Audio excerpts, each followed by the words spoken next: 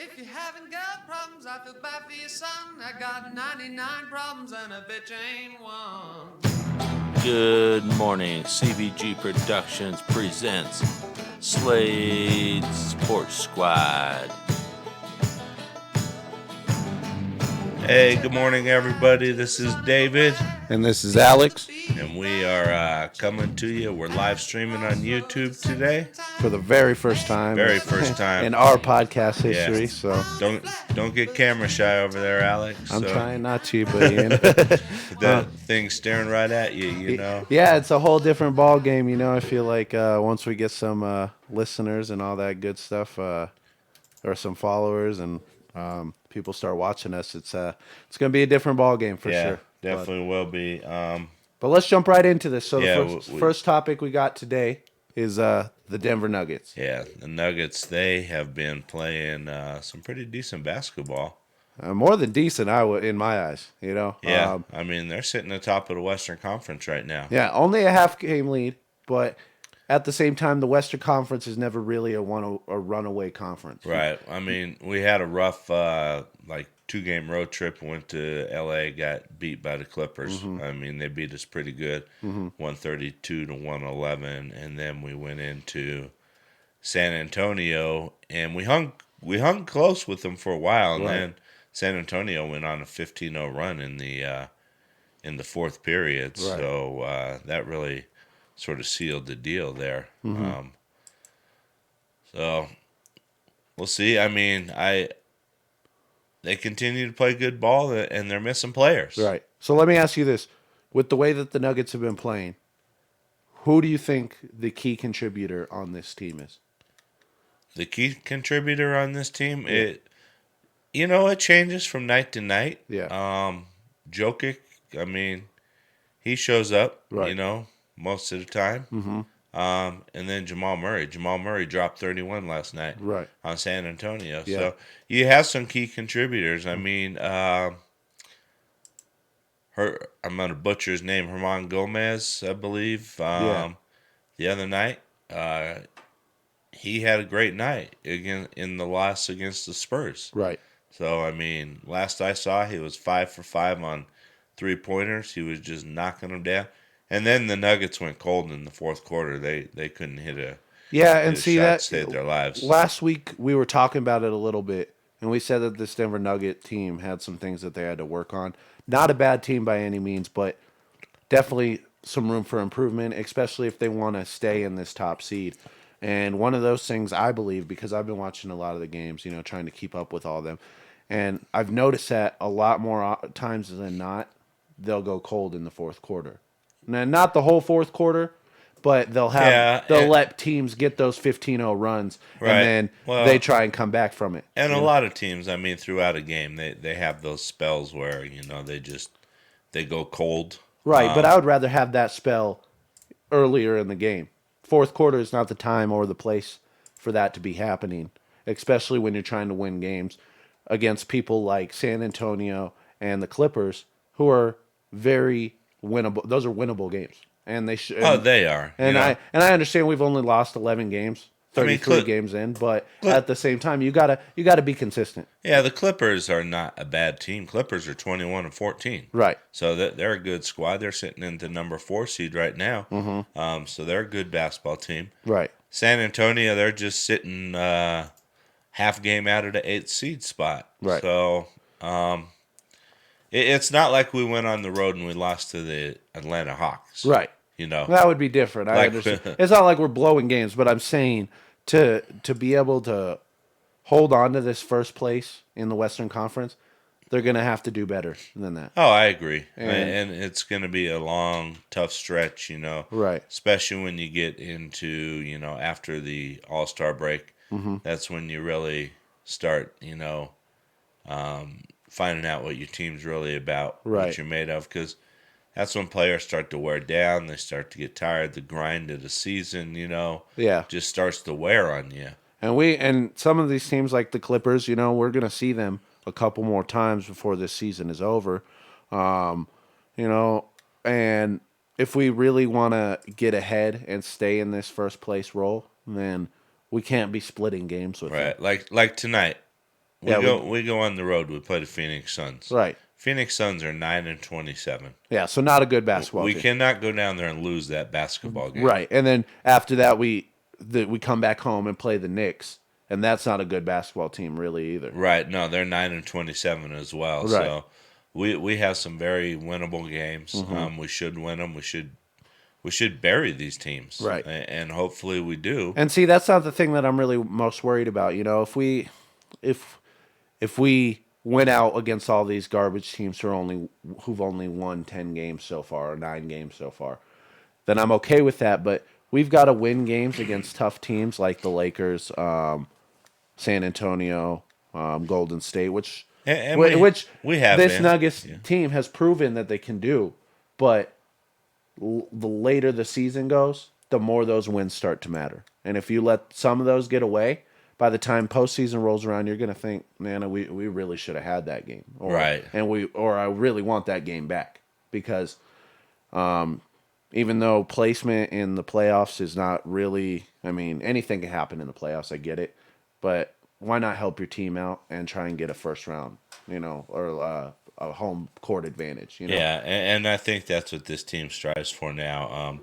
You want to host a playoff series. You want to have home court advantage in that first round of the playoffs. So Right. just to build yourself some confidence. It's something you and I talked about the other day on our podcast is the lack of playoff experience. So if you get if you finish the 1 or 2 or 3 seed, you get a weaker opponent. Hopefully, that's somebody that you should be able to take care of. You win it. Even know. if I mean, the And goal then is that to gives you sweep guys, them, so. and that gives you guys some playoff experience because a lot of adversity comes into play during the playoffs. Right. I mean, there's just a lot of different things. The defense gets tougher. I mean, Because it's when it really matters, and teams know that, so they're Right. going to step up their game. They're going to play the best basketball that they can. Look what the Warriors do every year. Right. I mean, come playoff team, that team is like Unstoppable. they're automatic. Yeah. And that's something that Denver's going to have to be able to contend with is Right, 'cause I'll tell if we you end what. up facing that off with them in the Western Conference Finals, Right. which I think could happen, but you also can't count out this Lakers team either. Oh no, I mean you That can never team is- count out LeBron anyway. That so. that team is gelling. Right. So And you got Kuzma and Ball, who's for some reason just balling out right now. I don't know. But yeah, but let me tell you something. One thing that this Nuggets team cannot do, and I mean cannot do, is fall to like a 4th or 5th place right. and then expect to make a run. Which it can happen. And this Nuggets team could probably, make it through that. But we don't need to settle for that because if we catch a Golden State our first round, that's not a good first round playoff for us. No, it's not. Or if we catch an LA Laker for our first round, that's not a good look for Right. us. We need to go against someone who's lower seed, 8th or 7th or something like that. Even if we catch the number 2 spot, I'm okay with that. But anything below 3, we're putting ourselves in a bad situation. And the thing is, I mean, between the 1st seed and the 8th seed Mm-hmm. in the Western Conference, it's only a 4-game. It's only a 4-game difference. Right. So So winning these key games against teams that you should be beating is Right. necessary. I mean- but also stealing ones away from the Pepsi Center or against a better team is necessary as well. right, and we can't go on another losing streak like we had at the beginning of the Right. season, because something like that could knock you out. Yeah, and of it the could top flip your 8. whole season. Right. You could even fall out of the top 8 if you go and you lose 5 or 6 games in a row. Right. So this team, they bounced back from that 2-game losing streak. So, and we have some winnable games. Right. Like I said, with Phoenix and the Knicks. Those are games we should win. Right.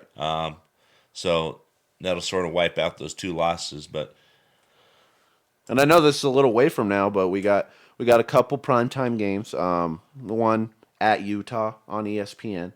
Not a real nail biter, it doesn't seem like, because Utah's kind of mediocre at best. And then Houston comes here February 1st. That's also on ESPN, and that's a game that we've already played here at the Pepsi Center, Right. and we've seen the outcome of that. And that was early on in the season. I think that this team has grown a little bit, and those are the kind of games I'm talking about. You know, those ones where Houston comes here, or even going to New Orleans on January 30th. Right. New Orleans is a good basketball team as well, or decent. You know, those are the kind of games that we have to win. And if we can do that, and we can figure out a way to consistently win games, I'm okay with dropping one or two here because besides the Warriors a couple years ago, there's no one who's really gonna set the best record, you know. Right. So if we can figure out a way to win consistently and get our record to, show that we've been winning consistently, then I don't have a single problem with this Denver Nuggets team. We can score the ball. We can obviously play defense, and we're a young, talented basketball team that can make a move, but we have to start that right now. Right. And if we want to make it to the Western Conference Finals, then that starts here. Yeah, it does. Season. I mean, and you got to beat those teams like Houston. I mean, last time they came in here and they beat us 109-99. Mm-hmm. And that's we can't give up home court like that. And that was during our 4-game losing streak. And where we lost 4 and we in a row and we lost 6 out of 7. Mm-hmm. We can't lose those games. I mean, we went to New Orleans, we lost to them 125-115. Right. Those things we cannot lose. Mm-hmm. We have to be able to beat those games, especially the ones that are on our home. Yeah, court. there's no excuse for losing here at the Pepsi Center. The atmosphere is too much. It's like in Seattle they have the 12th man. Well, right. In Denver it's a 6th man. Right. Basically, And we have to take advantage of the altitude here. Mm-hmm. We have to get out in transition, run the ball, and show that you're a younger team than just about everybody in this league. And a little bit later in the season after the All-Star break, there's no problem, or I don't see a problem with us being number 1 in the Western Conference.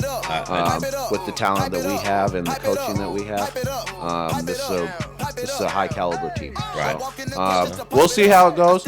With that being said, I'm going to wrap this segment up. It was good talking to you about this NBA team. Like I said, young, talented, great team. But yeah, with that, I'm going to wrap this up, and we'll see you on the other side. Yeah, we'll come back and we'll talk about some college football. Yeah. I'm just doing my dab. I call it the pipe it up. They know they don't have them blue Benjamins. They know I'm on top of the pyramid. They know I'm I have the cable.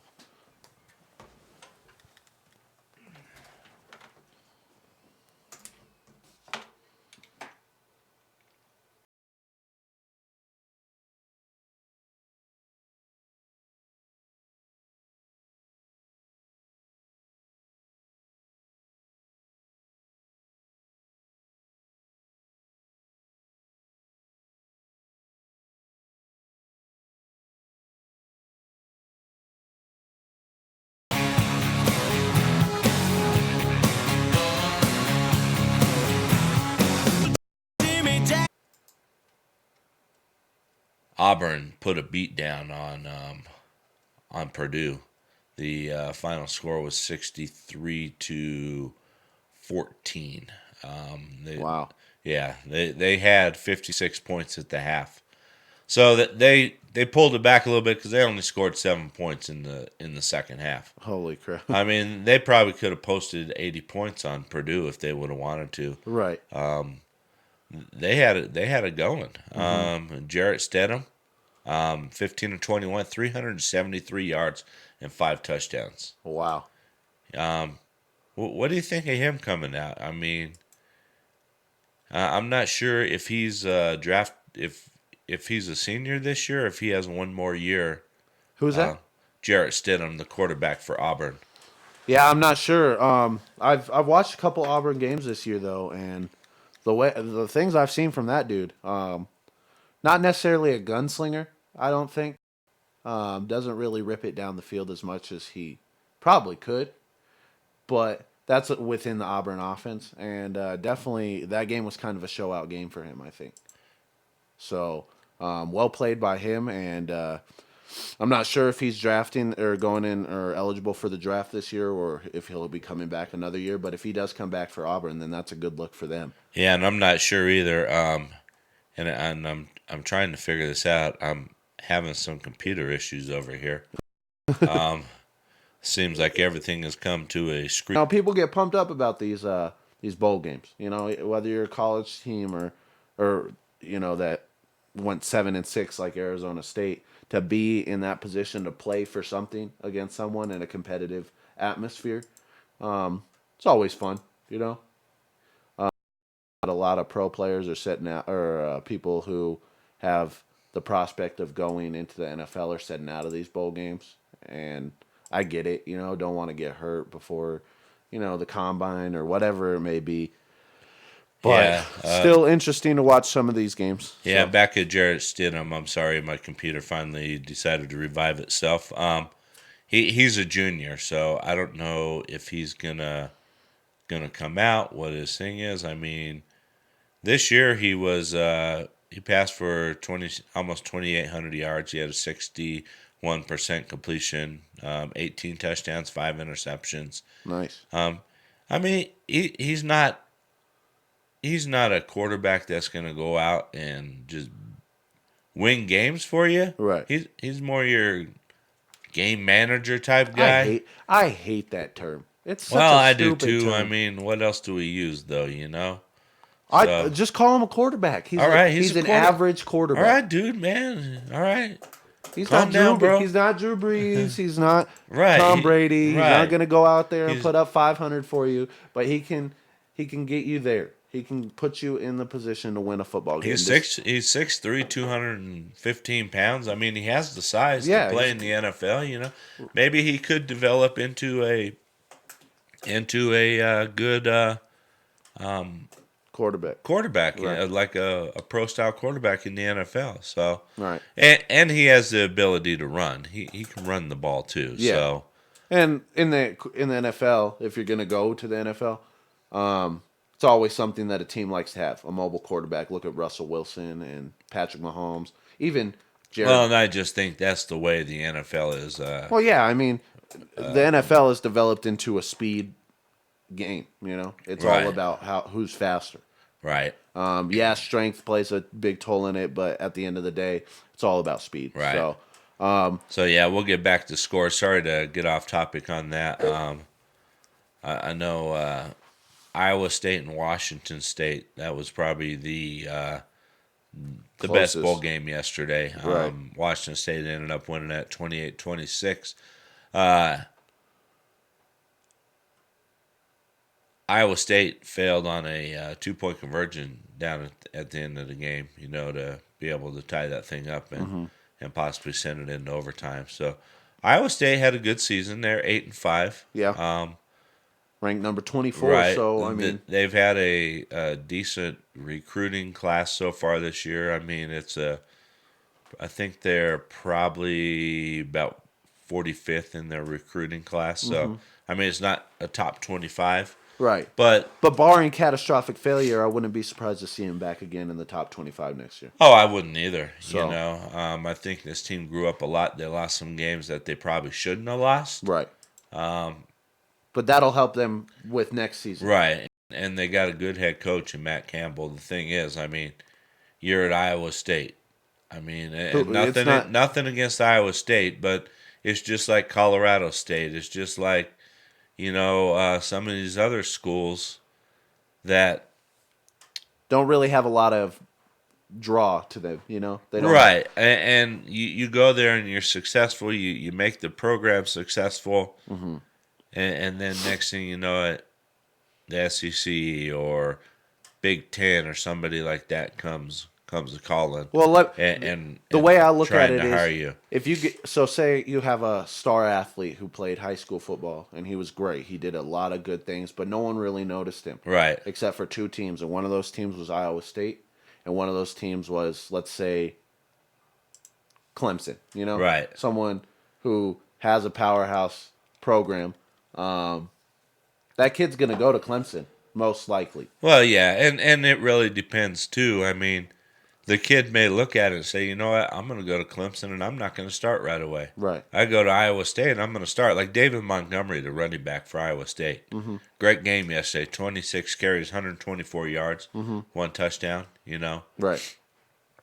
Iowa State should not have lost that game yesterday. No. They outgained Washington State by 200 yards. Yeah, it sounds like they controlled the time. It was two turnovers. Two turnovers led to 14 points. So, you know, they should have won it. I mean, how about this one, though? Syracuse beating up on West Virginia. Mm-hmm. West Virginia, for a while, was in the top 5. They were cruising along. Everybody was saying, look at West Virginia. This team has a chance to get into the playoffs. And then they finish 8-4, you know? Yeah. So a little bit of a disappointment there. yeah, Eric Dungy from the quarterback from Syracuse, 21 to 30, 303 yards and a touchdown, you know. He's another guy. He's a senior. He's coming out. Mm-hmm. 6'4", 226 pounds. Oh, yeah, definitely got the build to be a good quarterback. Yeah. So we'll see. And that's something we'll talk about when we talk about the Broncos segment. But let's talk about the games today, especially the big two. Right. Oklahoma, let's talk about Notre Dame and Clemson first. Okay. 12-0 Notre Dame, number 3 ranked, and then number 2 ranked Clemson at 13-0. Right. I think that's a good game, man. I don't know if I think Notre Dame is sort of underrated. I know they're ranked number 3. Right.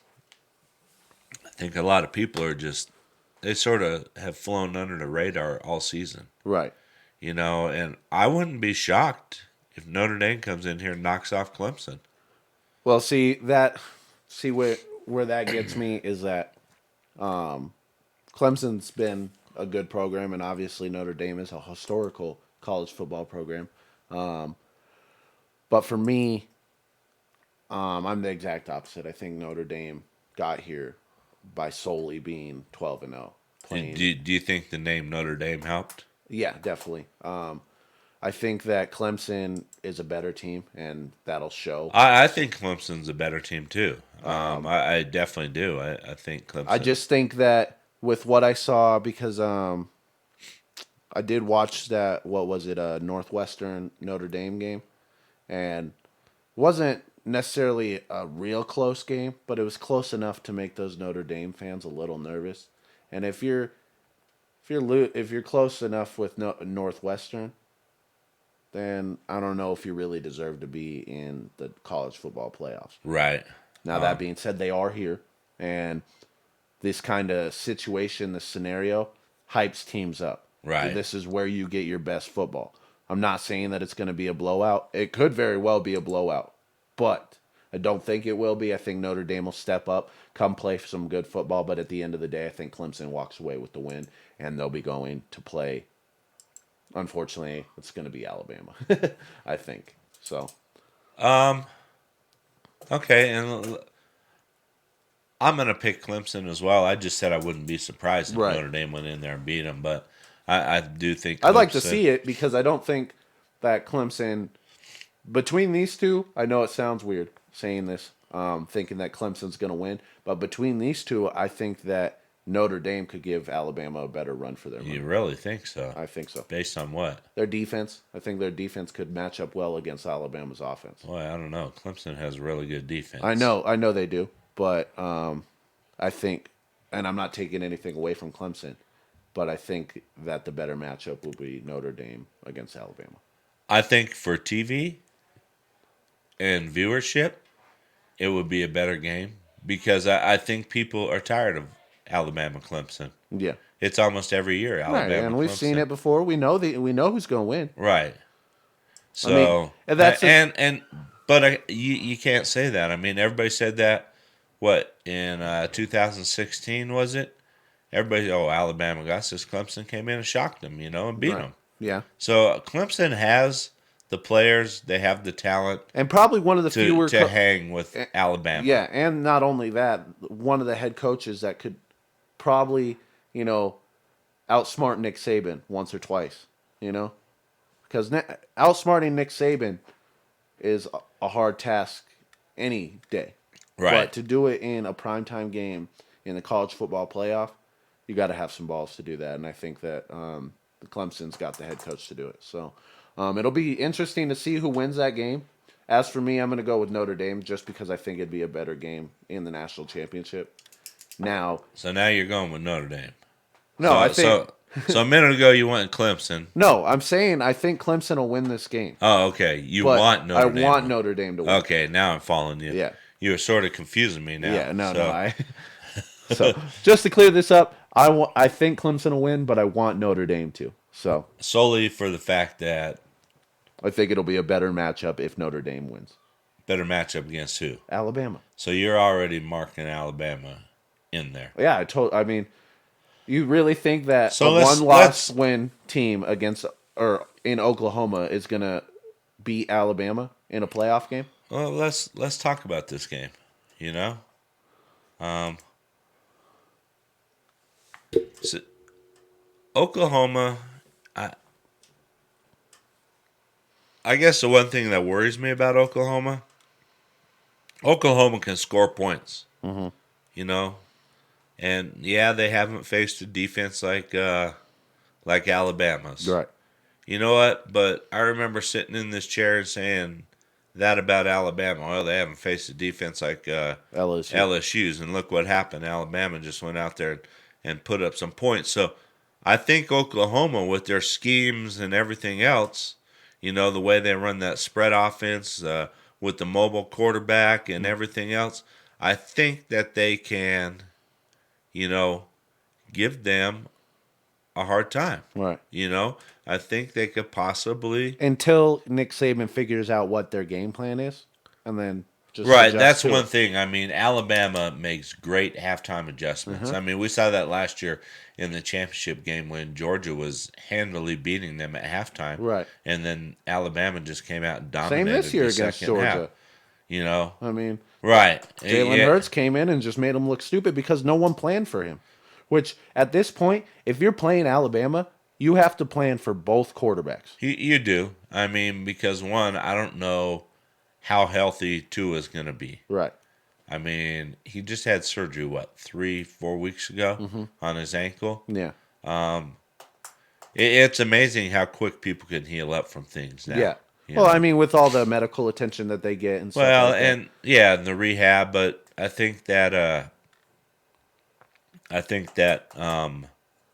just medical technology, a lot of these procedures aren't as invasive as they used to be. Mm-hmm. You know, you go in now, you make a couple little holes, you know, and Right. you go in there and you do the work and you get it done, and you don't have a big old Yeah. cut them open this long, you know, Right. to Barely see the scar anymore. Probably, Right. You know, so. But yeah, Right. I mean, with Alabama and the fact that, you know, they got Nick Saban, they got Tua if he comes back. And if not, they got Jalen Hurts, who's definitely a threat on the ground. And he can decently throw the ball. So, do you think that Tua is out to prove something? I mean, Being what that would he be- have to prove? That he should have won the Heisman over Murray, the See, quarterback for and Oklahoma? see, I don't think he should have won the Heisman. I think the dude from Oklahoma is just a freak athlete. The dude is amazing. No, I understand that Murray is amazing. I mean, and he put up a lot more. You know, he had more yards. He had 700 more yards. But like everybody said, a lot of times Tua wasn't playing in the Third or fourth quarter. Right, You know, no. he'd probably play halfway through the third quarter. I mean, if this guy played complete games all year and they ran their game plan, who knows what he would have done? Right.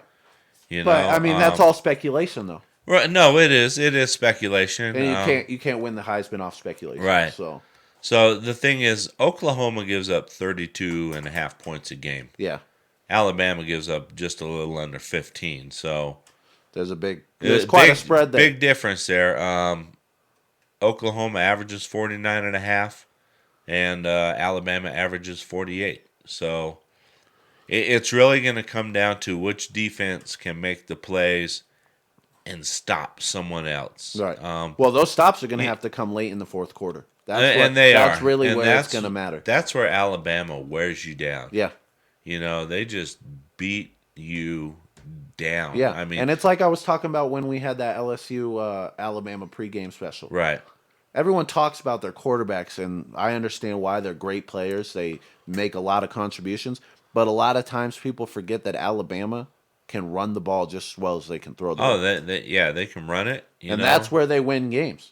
If this thing is closer than 7 points in the fourth quarter, expect Alabama to have at least 100 yards in the fourth quarter alone. Of rushing, you Yeah. think? And maybe. I mean, it really depends on how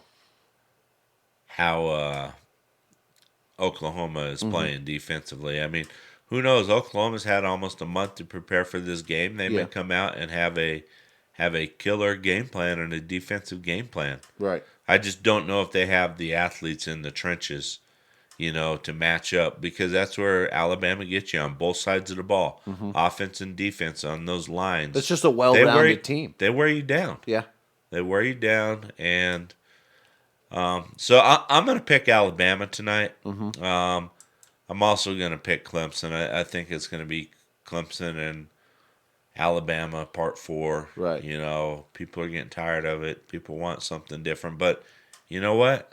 Well, hopefully They win the games. They earn the right Yeah. to be there. So. right, and it's not like how it was before. You had a selection committee. We still have a selection committee to select the 4 teams. Right. But these 4 teams are obviously the best in the nation, and you're playing the best teams in the nation to get the chance to play in the college football national championship. Right. And that right there is the best 1 and 2 teams, whoever it may be. Like I said, I'm going to go with Clemson over Notre Dame. I would love to see Notre Dame win that game. Oh, and I would too. And I would love to see Oklahoma win the second game. Right. Because I think Oklahoma Notre Dame would just bring so much more attention. Because I honestly think people are really getting tired of Alabama. I think Alabama has been, with the exception of 2015 when it was Oregon and Ohio State, Alabama's been in the championship game every year. Right. And, Well, and- hopefully if it happens enough, that'll set the precedent to open the college football playoffs a little bit more.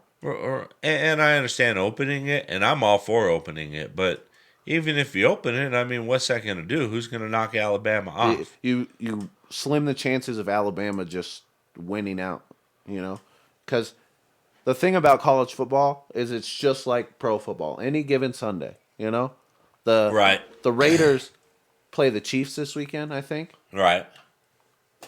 Who says they can't go in and beat the Chiefs? The way that the Chiefs have been playing as of late, how they were unstoppable. I know it's a little off topic. Everyone was saying, "Oh, who's going to beat the Chiefs? How are you going to beat the Chiefs?" It's the same way. Oh, who's going to beat Alabama? Well, and I'm just going to say this. The difference between college football and the NFL is the NFL, every team is just loaded with talent. Yeah, well, because that's all it College is. football's not. Yeah. I mean, you got schools like Clemson, LSU, Ohio State, Alabama, Florida, Michigan. Those guys are loaded up with NFL caliber talent. Right. Then you have other teams like Iowa State, and I'm not saying anything bad about Iowa State. Right, because but you'll see a couple people from Iowa State go into the draft, Right. Yeah, and they'll have NFL players. I'm not saying they won't, but they don't produce as many NFL players as these other powerhouse schools do. Right. These football factories, as you want to call them, or whatever you want to Well, call them. that's what they are. They're just places where people find, make, their skills better. Right. As for, 2 or 3 years goes on. And then by the time they make it to the NFL, it's getting to the point where quarterbacks are basically plug and play, It is. I mean, you get quarterbacks now that come out of college, they're NFL ready. Before, when I was younger and growing up, quarterbacks, you would bring them and you would hope year 2 they can maybe start. Maybe year 3. Right. Depending.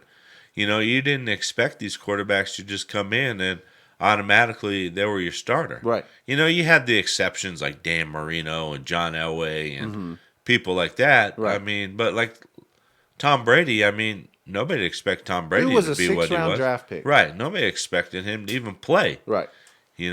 So something like 232nd overall or something Right. like that, and like, just once in a lifetime kind of thing. You won't run into another Tom But Brady. like you said, now I mean these quarterbacks come out, Look at Baker Mayfield. plug them in and let them mean, go. The Browns have been notoriously bad for the last 10 years. And Oh, they're yeah. still not a good football team. But No, they're decent. They are a And they're- decent team, And and- at this point, they're on their way. You know, I if agree. Baker Mayfield just does nothing but elevate the way he plays the game, then the Browns will be a playoff team within 5 years. Oh, I say within maybe even next year. Yeah.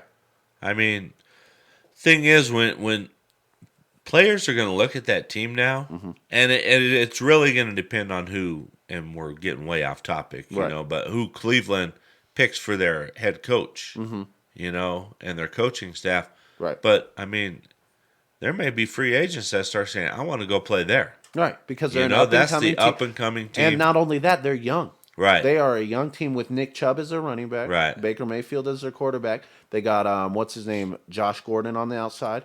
Yep. You know, just a bunch of young players. No, Josh Gordon is with the Patriots, Oh, yeah, which no- he is now suspended again and out of the NFL. Right. But they do have Jarvis Landry. That's who I was thinking of. I'm LSU. sorry. Yeah. So, But, just a young team. And all those players, wide receiver, running back, quarterback, the three main components on your offense are coming from college now, ready to play. right. And it just shows that the college game is getting faster and stronger, and you have to be smarter to play at these schools. Oh, I you can't, agree. You can't just go to Alabama and be some tool head that doesn't know what he's talking about and expect to play for Nick Saban. If you don't know what you're talking about from day one, then you're not playing at Alabama. Right. So and that's the difference between some of these college football programs is that you recruit these players who are great athletes, but then you look at their transcripts, not so much, Right. Alabama's recruiting people who have a 4.0 grade point average, who know what they're doing in the classroom. And college athletics are not like they were before, where you just had, and you still have some players, that, that they have to go to junior colleges or community colleges to get their grades back up to where they need to be so they can play NC Right. Division One It's like football. last chance but- you, basically. Yeah. So, but to wrap it up, I mean, I think we're both picking Clemson. We're both picking Alabama. Yep. Even though both of us would like to see maybe a Oklahoma. Notre Dame Oklahoma matchup in the national championship. See, that'd be So- a game I'd love to watch. Yeah, I would too. So, Either way, it's going to be a good game. For me, though, the only problem I see is if Alabama wins against Oklahoma and Clemson wins against Notre Dame, or Notre Dame wins against Clemson, it doesn't really matter. well, yeah, for the sake of our show, though, we have to watch it. Right. You know? You know? So, We'll see for sure. Hopefully, it's not the same story we've been writing the last 5 years, But with that being said, like I said, we're going to wrap this up. It's been, I mean, one of our best college football talks, I think, since we started this podcast. And I'm excited to see the outcome of those two games tonight. So yeah, I'll it'll definitely be nice. watching. I know my wife Diana. She'll be pulling for Notre Dame. Yeah, of course. She'll be screaming at the TV. Right. And that game starts at 2:00 Mountain Time today. So Yeah. check it out. And then at 6:00 tonight is Oklahoma, Alabama. Right. All right, everybody. That is our College football. college football. As Alex yawns his way through this. Apparently, it wasn't that exciting to him. Hey, man, I got up early this morning. I was a little late coming in, but, stayed up late last night. By the way, before we get off here, I know I told you about it before we got on the air, but that Bird Box movie on Netflix, if you have not checked it out, check it out. It's 2 hours long, and it features Sandra Bullock and the main character from American Horror Story. I can't remember her name. All right, everybody. Alex is now a movie critic. Check out Bird Box. He'll be starting his new podcast, Alex Breakdown Movies. Yep. So that'll be It's coming at soon, you. so. Coming soon. It's coming to a theater near you. So, all right, everybody. We're going to head on out here, and then we're going to come back, and we're going to talk about your Denver Broncos.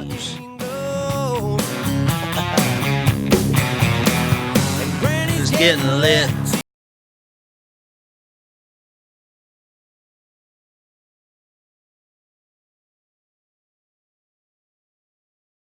this guy.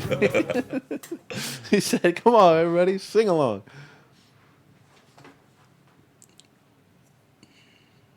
All right, you ready? Yeah. You got something, or what are you doing there?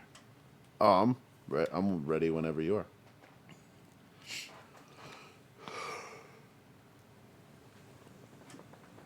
Yeah, all right, everybody. So we're going to talk some Denver Bronco football now. One game left, Alex. Yep. Disappointing season. It's where I expected it to be. Right. And as we talked about before, I was a little more hopeful at the beginning of the season. Yeah. And as time went on, it just kind of seemed like we had a spike for a little while. We won those 3 games against Pittsburgh, San Diego, and who was it? Wow. Trying to think who the third one was. Yeah, I'm drawing a blank. Anyway, we went it's on so long ago. Right. So. It seems like it was an eternity ago when we were right. a decent football team. I'll find out exactly who it was. Right. But yeah, we did go on that 3-game run. We were all thinking, man, look at us. Check us out. It was the Chargers, the Steelers, and the Bengals. Right. Barely won the Bengals game. Well, and barely won the Chargers, and barely won the Steelers game. Right. But I can deal with a barely but we won the won. Steelers and the Chargers because the Chargers and at the time the Steelers were a decent football team. They have since fallen apart, and are not going to do anything. But the fact of the matter is, to barely win against the Bengals kind of puts your whole team in perspective. You know? And the fact of the matter is, we just lost to the Raiders on primetime football Monday night. And at this point, it's just unacceptable. The Broncos. So the Broncos have a couple problems here. A couple. Well, we got a whole bunch of problems. As our opening song said, Yeah. we got 99 problems. Right. And a bitch is Vance one of Joseph is one. Yeah. And where do we go with the coaching search? Do we go young? Do we go with the new trend? And see, that's the thing. Let's hire. We don't have a lot of appeal to anybody out there. We don't. Who wants to come to Denver? The only people who are coming to Denver are first-year head coaches, people who are assistants now, who are looking for their first. You know what, though? If there's other positions open, Yeah. I hate to say this, Cleveland right now is a more attractive position Right. than Well, the yeah, Denver Broncos. Basically any team right now is in a more attractive position. Right. That has an opening. Obviously, the Raiders this are whole team falling is in turmoil. Right. And it starts from the top down. Mm-hmm. John Elway has done nothing as a general manager. Whoa. He got lucky and landed Peyton Manning. Nah, I don't. You're right. He got lucky and landed Peyton Manning. This is the first draft class that he's had that has been decent. Yeah, I can agree with you there. If but Peyton Manning doesn't come to the Broncos, and I think the only reason he came here was because of John Elway. Right. Well, then you lose all those free agents. You lose Emmanuel Sanders. People you don't lose come Aqib here. Talib. And you know who we are? We're then the Cleveland Browns. Right. Yeah. So. Well, and it pains me to say this as a Denver Broncos fan. Me too. But from what I've seen this year, and the fact that at this point there's no other option right now to just scrap everything and rebuild. What other option? That's exactly what we have to do. We have to scrap the whole thing and rebuild. And who knows how long that could take with the draft picks that we have upcoming in this draft, and waiting on another bad season to play out. Basically, right? We could have some first round draft picks, but this rebuild could take a long time. We could very well be looking into another 3 or 4 years before we're relevant. I'm saying even again. longer. And I hope not. I hope not either. With free agency, hopefully we can get this turned around. Mm-hmm. But you have to get a coach in here. Right. Nobody wants to come in here and play for VJ. No. The guy stands on the sideline looking like he has no clue what he's doing. He has this confused look on his face, he's never played the game of like football in his life. The deer in the headlights look, He's just like, what's going on? Like someone just set an Algebra 2 test in front of him, and he has no idea what math is. Right. That's what he looks like every game, and he does not know how to compose himself. And I'm sick of. I've said this many times. I'm sick of all the, after practice press conference where, oh, we practice good, we practice Yeah, good. we practice good, but then you go out to the game and you can't execute. Right.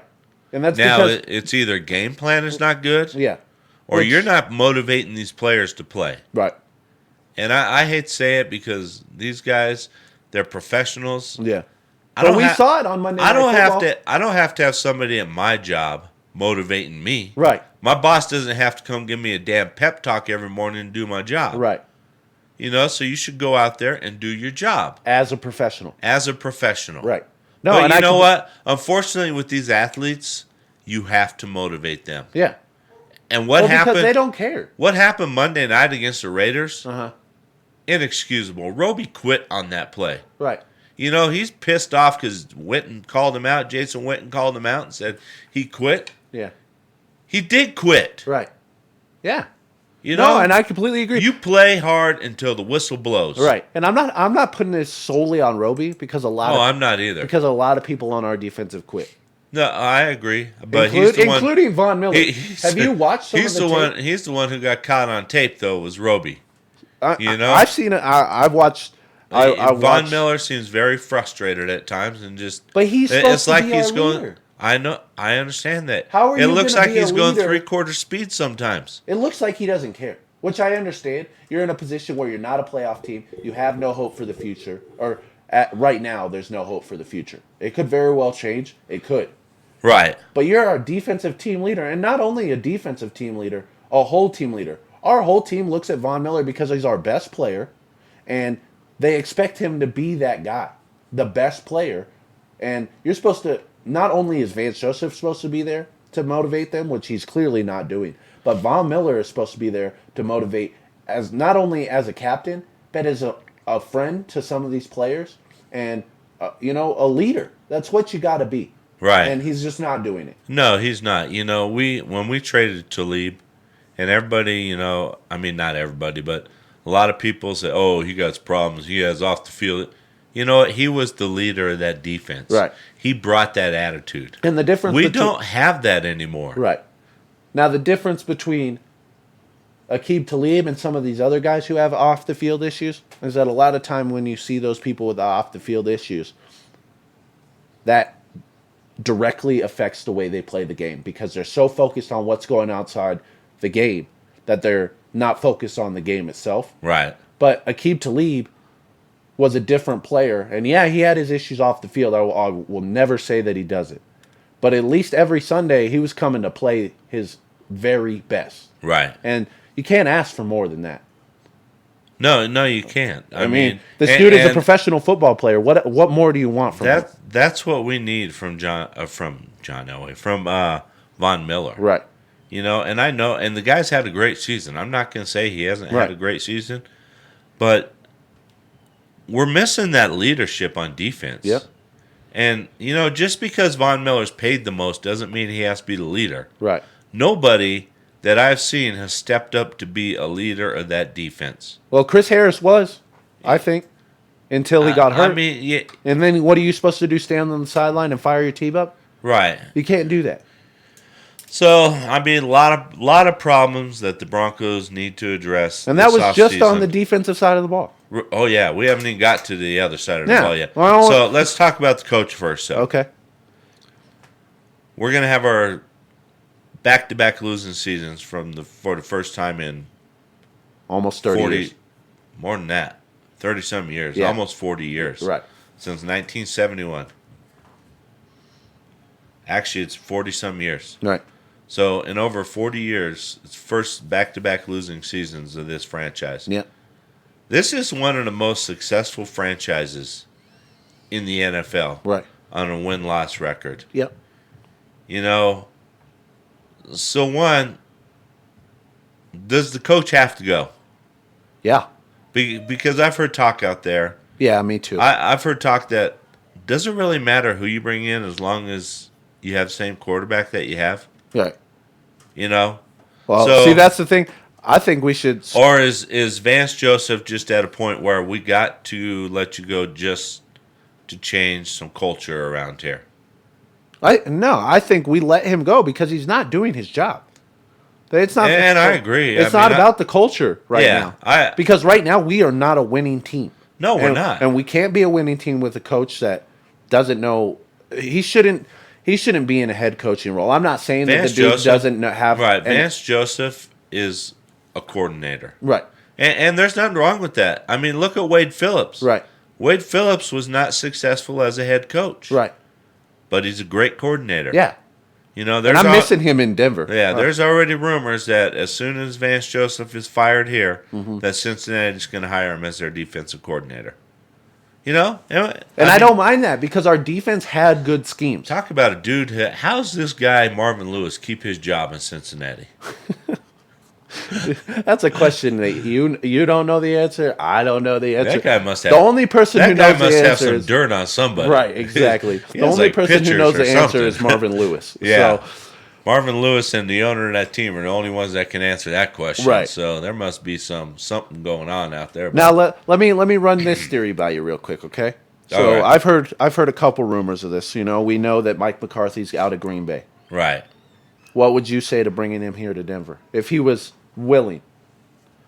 And that's a big if because we don't even know if Mike McCarthy even wants anything to do with Denver. I like McCarthy. I think he's a good coach. Mm-hmm. His problem is, in my opinion, him and Aaron Rodgers just couldn't work together anymore. Right. Well, it seems to me like Aaron Rodgers has a little bit of an ego. Well, I mean, every quarterback does. Every NFL player has an ego, and that's something that, as a coach, you have to be able to. It's part of the job description and basically. Manage. And the offensive coordinator or the quarterback's coach or someone should have been in there to be a buffer, you know. Mm-hmm. And I don't know. I mean, I don't know what happened in Green Bay. Right. A team with some talent. Mm-hmm. I know they lost some players and things like that, but does he fix the problem though? I mean, no.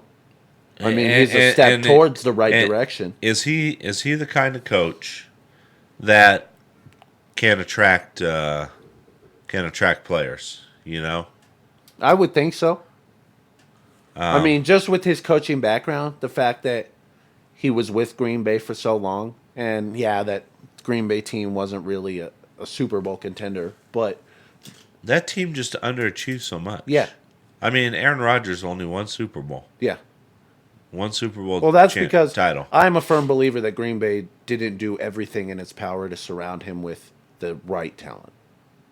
You know? He had some good players around him, but that's the thing. He didn't have. I don't think he had enough to win a Super Bowl. It was either something was wrong on the defense side of the ball, or injuries on the offensive side of the ball. Something always happened. Yeah, and injuries and stuff is something you can't account for in the season. So, and I don't take any. I don't know about McCarthy though. I just don't know if he is the fresh blood. He's an old school style coach. Right.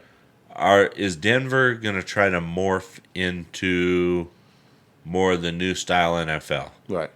You know, or does Denver want to be a grind and pound type team?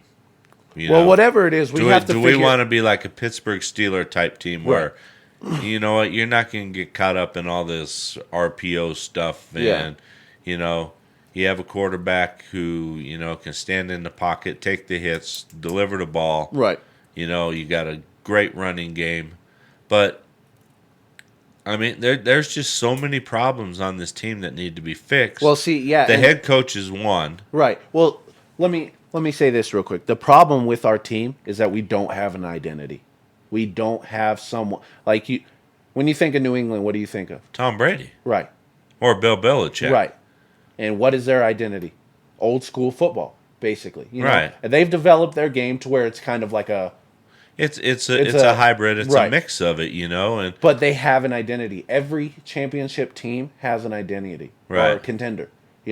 Look at even Cleveland now. Like we were just talking about a couple minutes ago in our other segment, Cleveland has an identity, and that identity started this year. Right. But they're sticking to it. You Yeah. know? And that's what we need here. We can't have any more of these Vance Joseph type head coaches. We have to find someone that is here for the long haul and here to build that identity here in Denver. But the problem with that another is we prob- have Case Keenum. Well, right. No one wants to come to Denver to coach Case Keenum.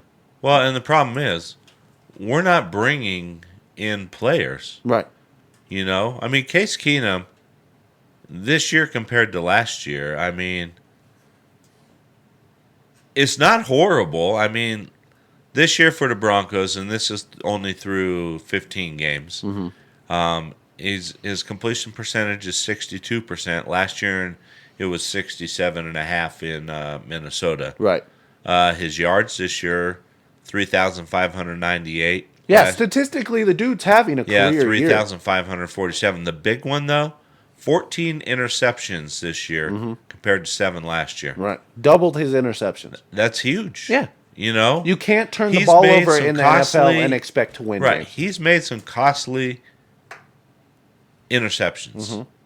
You know? That He's one at the thrown- end of the San Diego game, the first time we went there, and he threw the interception late in the fourth quarter. We thought we weren't even going to get the ball back, and by God's grace, because Phillip Rivers is an idiot and threw the ball at the ground or whatever happened, whether it was the offense coordinator or Phillip Rivers just didn't know what he's doing, we got the ball back, went down, and won the game. Right.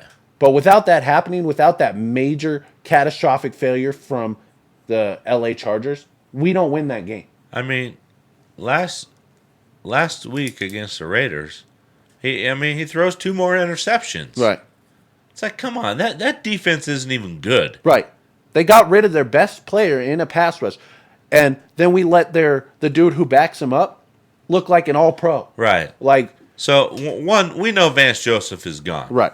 If Vance Joseph isn't gone, then guess who needs to be gone? John Elway. John Elway. Right.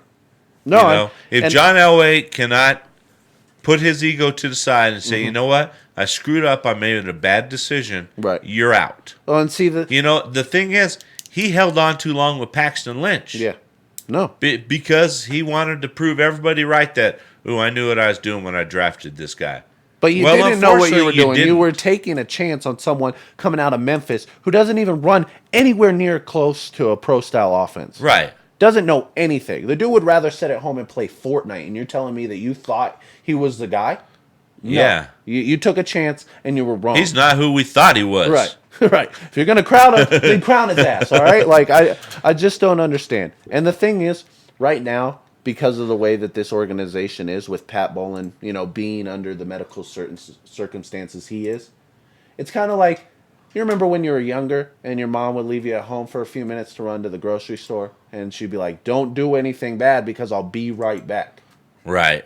And you would try and do some, Yeah. sneaky stuff. Trust me, Mom, I'm not going to do anything Right. bad while you're gone. Yeah. Well, Pat Bowlen has stepped out and went to the grocery store. Unfortunately, with his health. And John Elway you is doing whatever he wants because Well, he and knows that there's no repercussion.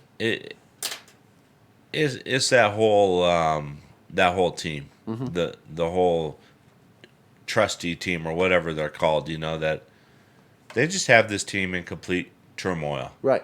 That team was put into place to transition this team from Pat Bowlen to one of the kids, Yeah. Of the Bowlen family. Right. That is Pat Bowlen's wishes. Yeah. They are not doing their job. No. I don't know if they're afraid that, well, if we hire somebody else, they're going to come in here and fire us. Right. You know what? Who is holding John Elway accountable? No one. There's no Isn't one. Joe Ellis supposed to be? Right. Then what is he doing? That's a good Why question. it does? And he needs to march down to his office and say, you know what?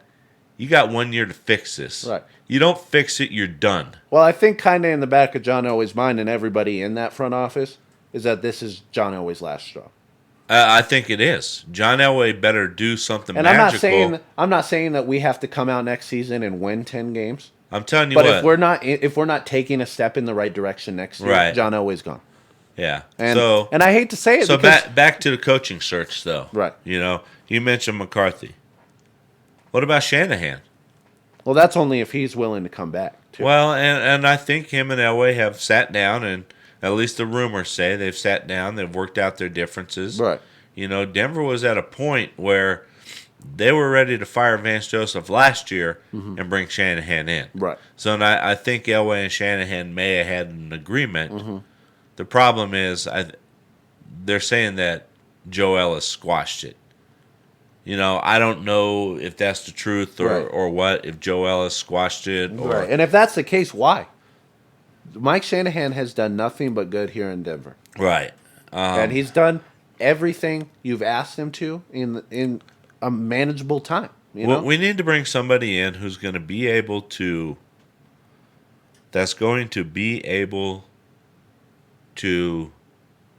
attract free agents. Right. And not only that. And people aren't going to come in here and play for Vance Joseph. No. Because they've seen what he can do.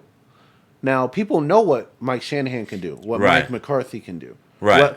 Whether it's one of those two options, we need one of those coaches to come in and know that here in Denver, it's win or go home. Right. You know, like, I'm not saying that like I say, you don't have to win next year because we all know that this is a rebuild at this point, and it's going to take some time. But we need a coach that's going to understand that if you're not making moves to make us better in the near future, you know, within the next 3 to 5 years, then we don't want you here. We don't want you to come in here and waste our time because Vance Joseph has already done that. So how about going after just a young offensive mind? Like who? Cliff Kingsbury, who was the Texas Tech coach, offensive guru. Right. You know, now he's going to be the offensive coordinator for USC. Yeah. Now, I'm sure if an NFL team went calling and said, hey, we want to offer you a head coaching job, he would probably tell USC, sorry, I'm out of here. I mean, do we try to transition that way? You know, do we try to keep up with what everybody else is doing in the NFL? Yeah. Or is this just a fad and, you know, it's going to migrate back to Well, see, the thing I just is, don't think with the rule changes and everything else that's happening in the NFL that we're going to go back to smash mouth style football. Yeah. No, I mean, the chances of that happening are very unlikely. And I think you're right. I don't think that this is a fad that, you know, younger coaches are just being brought in because I think that people like Kyle Shanahan, you know, who are younger and Right. who they'll make an impact on this league for a very long time, you know, just like Mike Shanahan did when he was in here. Now, I'm not saying that an old school coach like Mike Shanahan would be a bad idea either. It just depends on what you're trying to do. If Right. we're trying to be like a Pittsburgh team that does the smash mouth football where you still use your tight end, excuse me, where you still have a fullback, Right. then go for it. Bring Mike Shanahan here. Right. But it's like I was saying, you have to find your identity and you have to roll with it. Right. You can't be like, okay, we're going to be a smash mouth football team and then bring in some new coach or a new era coach. Right. Because they're not going to understand. They don't know what smash mouth football is. Now, Mike Shanahan knows what smash mouth football is, but you can't bring him in here and expect him to run a new style offense.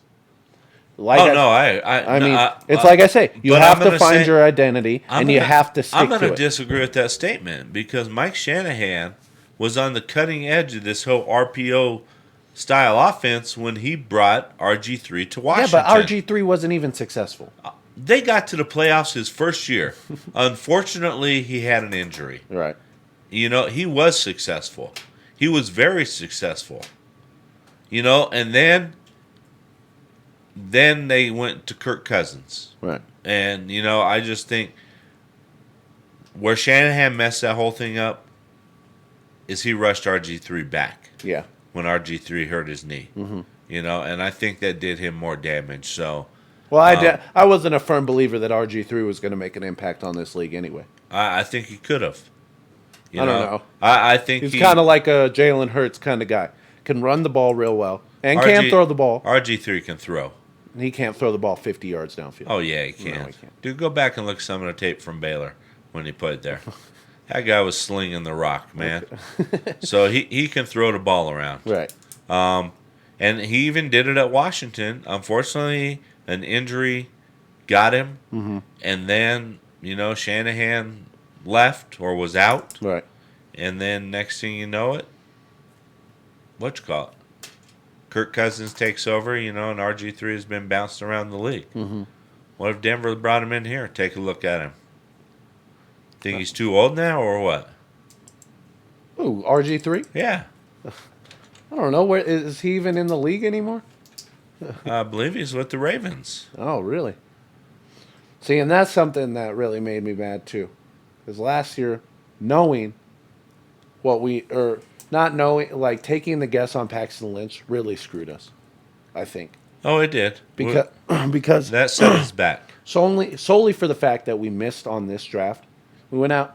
Well, we didn't have to miss on this draft, though. You know, I guess Elway's delay in saying, you know what, Paxton Lynch is not the answer here. Yeah. And you know what? When he went out and acquired Case Keenum, Yeah. he should have known at that time Paxton Lynch is not the answer here. Yeah. And why didn't you, in the first round, grab one of these quarterbacks? Lamar Jackson. You got Sam Darnold, you Yeah. got Josh Allen, you got Josh Rosen. Baker Mayfield. Baker was off the board by the time we Right. No, we got to pick, but we had an opportunity to get a franchise quarterback for the future, Yeah. and we passed. And that pass Because is going to John mess us Elway up for the next 3 to 5 years. Because John Elway decided that Case Keenum had one good year in Minnesota, Right. and so he's our quarterback of the future.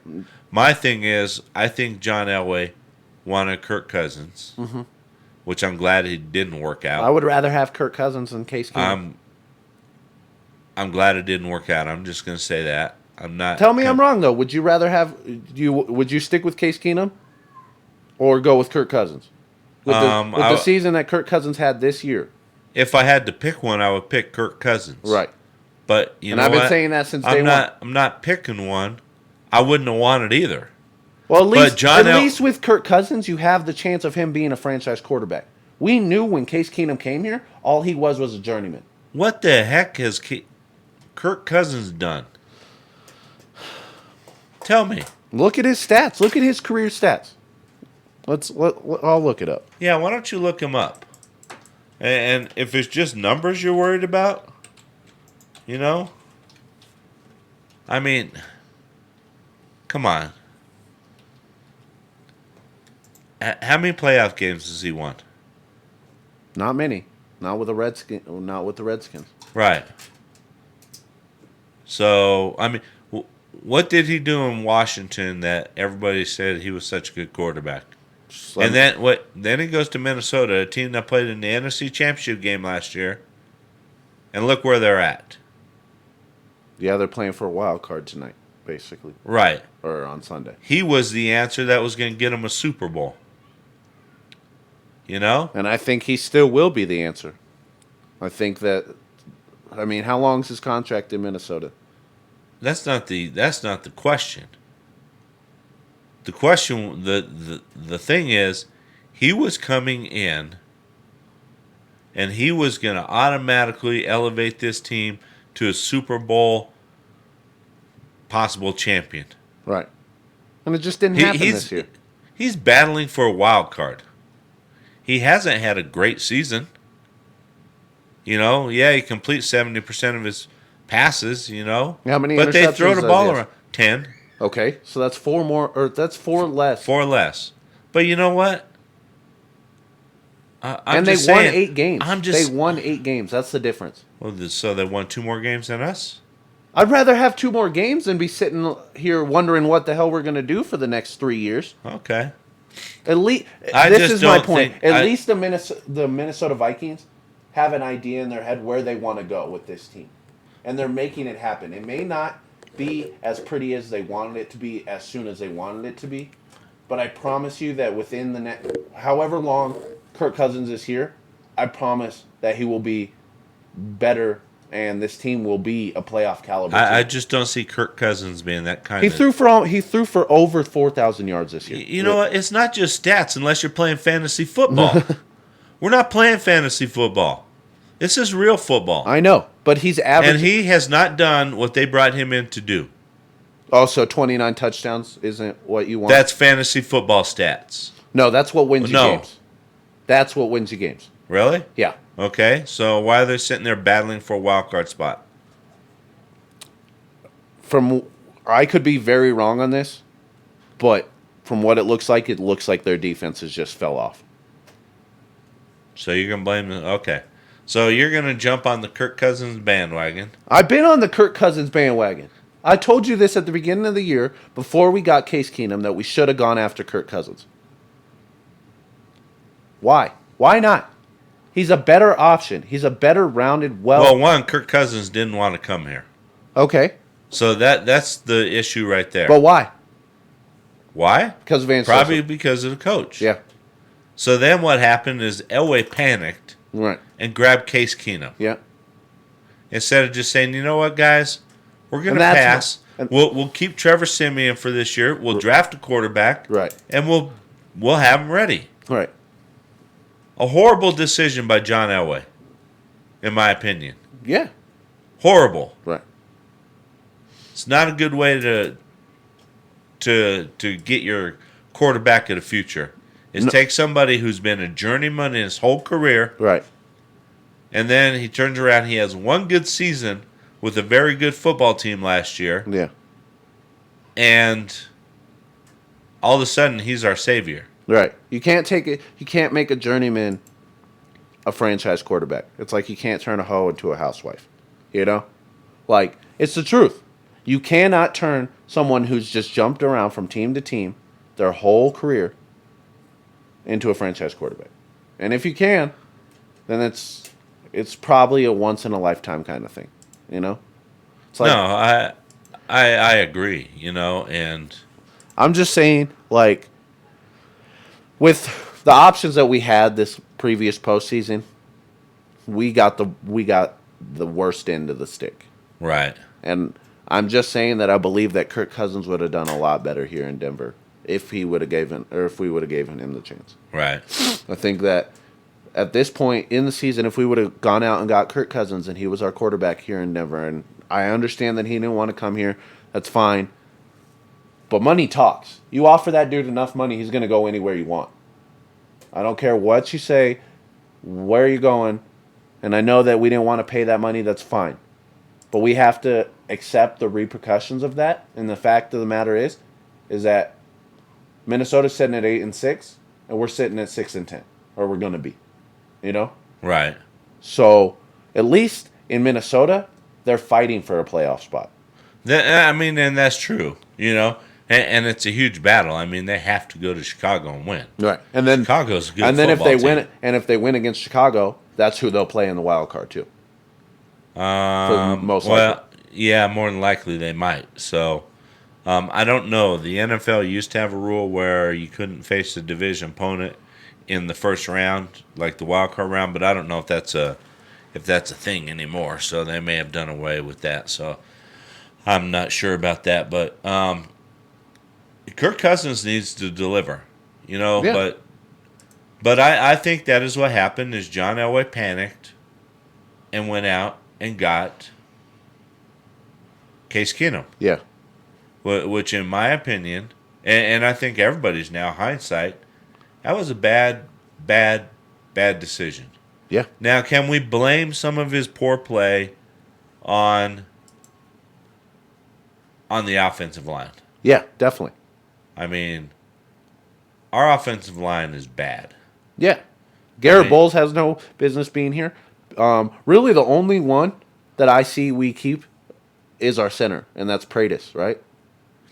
Yeah, and that's if he comes back. I Right. mean, he's older. Yeah. He's had some injuries. I mean, just the year before, he had surgery on his hips, you Right. know. And then he goes out and he gets hurt again.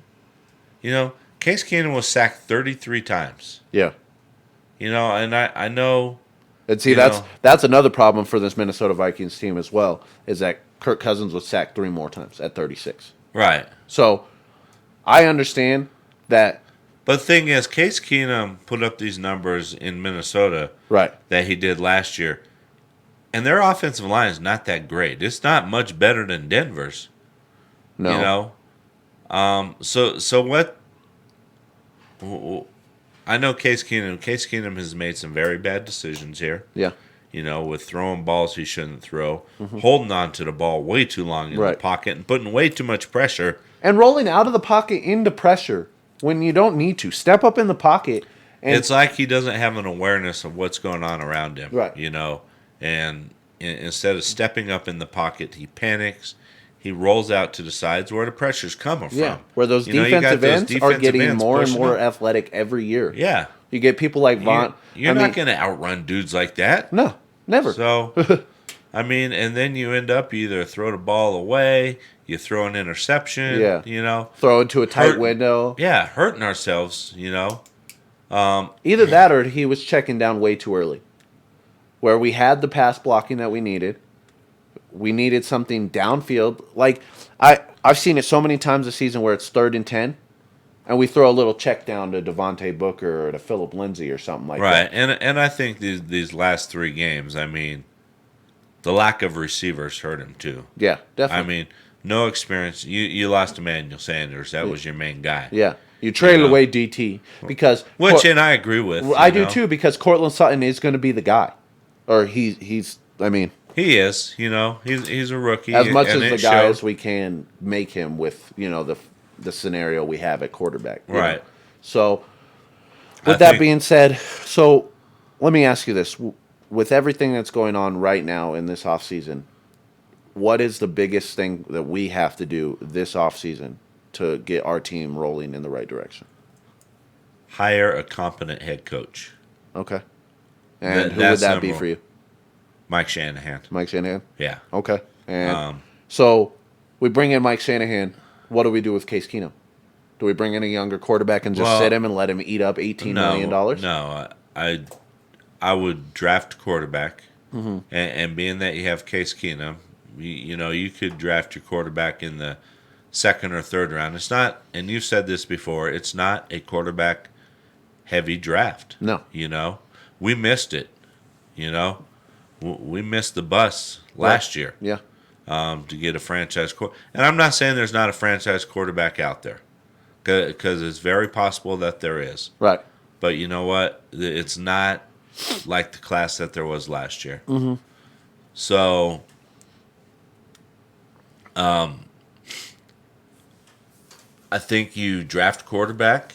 You need to have somebody that can really evaluate the talent, and I think Mike Shanahan can. Mm-hmm.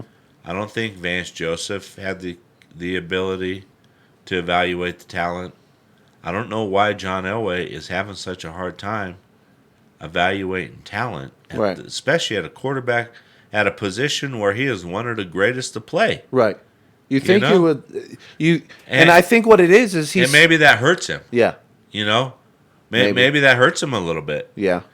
Maybe he's too critical, or he's looking for somebody that was like him, or what. But and then you panic and you take players you shouldn't. But like Paxton Lynch, I don't understand that pick. Right. Just don't understand. I mean, whatsoever. he wasn't even that outstanding in Memphis. Right. You look at his stat line in Memphis, and he was just average. Right. Now, going on that same note, there is someone that I think at least in my eyes, that could do right here in Denver, and I've heard him being talked about very little on our local sports radios and stuff like that. Daniel Jones plays for Duke. Not a really high caliber program by any means, in the same ballpark as Memphis, basically, But the difference between Daniel Jones and Paxton Lynch is that Daniel Jones has little previews that make him look NFL ready. Yeah. I've seen some of his highlights. I've watched the dude play. The way the dude throws the ball and rips it downfield. Even the coach at Duke has given him, enough authority to where he can change the play at the line and stuff like that. Right. Which you don't see that a lot at these smaller schools. They run a very basic offensive scheme, Yeah. And I think that this dude, if we're going to go out and get someone in the 2nd round like you were talking about, this is the guy to do it for. Okay. Yeah, I just don't know if he's ready to come out. He's a redshirt junior. Yeah. He had injury this year. Mm-hmm. And his season wasn't that great after he came back. He broke his clavicle. Right. Or fractured it. Then he came back after only sitting out 2 games, and he was up and down. He didn't have a very consistent year. So maybe he says, you know what, I'm not ready to go out. I'm going to stay one more year. Right. You know. And I'm just saying, if he's there when we have that second round pick, we need to go get him. Well, and his coach has some good pedigree under him, David Cutcliffe. He's the one who coached Peyton and Eli. Yeah. So, I think he knows how to develop Quarterbacks. How about Jake Browning coming out of Washington? I haven't had a chance to look at him, but what do you think about him? I don't know. He seems to be a little thin.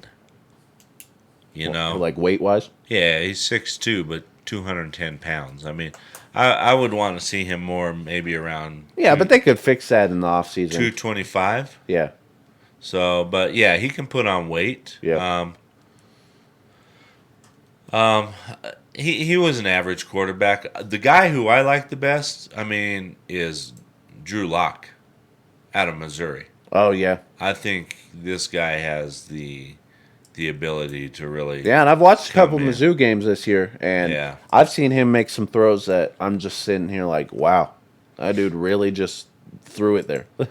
And I completely agree. But Yeah. that's probably gonna be one of those higher. Yeah, how about if Dwayne Haskins from Ohio State decides to come out? If we could, yeah, that'd be nice. Yeah, he's a good pro-style quarterback. Yeah. But yeah, so it's just like I was saying. The Denver Broncos have to find an identity soon. Yeah, and Drew Lock. And we'll talk more after season about draft needs and what the Broncos need. And, Right, because we got a laundry list of it. Yeah, so. we're going to have a lot of talking points about leading up to the draft. It's going to be fun. Right. Who knows, when draft comes around, maybe we'll even do a draft special. Right. We'll have a marathon show, and we'll break down the picks and everything else. Yep. So, yeah, I don't know. The Broncos have a lot going for it. And we didn't even talk about tomorrow's game. We're just looking into the future. Well, yeah, because tomorrow's game doesn't matter. No, it doesn't. The only thing it matters for is draft position. Right. And That's the only thing. The And the Broncos will screw it up, and they'll come out and they'll beat the Chargers. Right. Yeah. Yeah. Yeah. And I hate to say this. For a couple of points, I want the Chargers to win, 1, to help our draft position. Yeah. And 2, keep the Patriots from having some home field advantage. Right. Yeah. Yeah. Because if Kansas City and the Chargers both win tomorrow, the best that the Patriots can finish is 3rd. Okay. Right. And if by some freak chance they lose to, I think they play the Jets tomorrow. Yeah. If by some freak chance they lose to the Jets tomorrow, they could be out. They could be the 4 seed. Right. Yeah. With Houston sitting at the 3rd, and that would mean that they would have to go and play a wild card game. The only thing that I'm looking forward to tomorrow is that Bradley Chubb has a chance to set the rookie record for most sacks in a season. Chubb. Right. If he does that, then that'll be cool. But that's really all I'm looking for. Right. But he needs how many? I think he's 2 off, right? Is he 2 or 3 off? It might be 3. So, no, it's Donaldson with the Rams, who he can set the NFL record if he gets 4 sacks tomorrow against the 49ers. Last time they played him, he had 4 sacks. So yeah, Donaldson may end up breaking the NFL record for sacks in the season. Yeah, but Chubb can break the rookie. Chubb, yeah, he can break the rookie record. Let's see where Chubb is sitting right now. Bradley Chubb right now has 12 sacks. Oh, yeah, so he needs 2.5. It's 14.5. 14.5 is the rookie record? Yeah. All right, well, let's at least hope for that. Right. Knock Phillip Rivers around a couple times, but make sure the Broncos lose. Yeah, exactly. Because we don't want the Patriots to have a first-round bye. Make them play a wild card game. Right. And then make them go on the road to play. Now, before we wrap this thing up, I got one more question for you, okay? So the playoffs coming up. Yeah. Who you got in the Super Bowl? And who you got winning the Super Bowl? I have the Chargers. Really? And the this is going to shock everybody. Chargers and the Bears in the Super Bowl. Wow. You have me in the NFC. I think the Bears are going to make a run for it. Chargers just beat Kansas City in Kansas City. Yeah. Well, Kansas City is falling apart. Yeah, just like I'm not going to say they're falling apart. Well, okay, maybe falling apart is a little too drastic, but Yeah, just a we little know bit. how this goes for Kansas City. They have a good team, they make it to the playoffs, and then they lose in the first round. That's how it's been, right? Right. So why? I mean, until they can prove me different or prove everyone else different, then that's how it's going to be. So, So who do you pick in this? like I said, I got I got the Bears in the NFC, Right. and then that's tough. Yeah, I'm probably going to go Chargers. Honestly, Well, you just sat there and mocked me about it. I mean, the more and more I think about it, it makes sense. You know, another team that would not surprise me is Houston Texans. Right. That's That the team has a only team I defense. think that can step it up to play on the Chargers level.